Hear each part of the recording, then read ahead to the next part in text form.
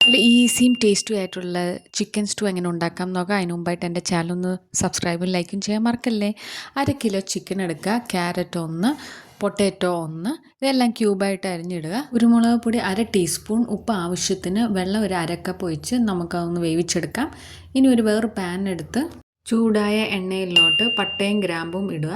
അതിന് ശേഷം ഇഞ്ചി ചെറുത്, വെളുത്തുള്ളി ഒരു 3-4 എണ്ണം, സവോള നല്ലപോലെ വഴറ്റുക, ഒരു 2 എണ്ണം എടുത്ത് പച്ചമുളകും ഇട്ട് അതിൽ 1/2 teaspoon garam masala, 1/4 teaspoon pepper പൗഡറും കൂടി ഇട്ട് നല്ലപോലെ വഴറ്റിയ ശേഷം നമുക്ക് ഇതിലോട്ട് കുക്ക് ചെയ്ത ചിക്കനും വെജിറ്റബിൾസും കൂടെ ആഡ് ചെയ്യാം.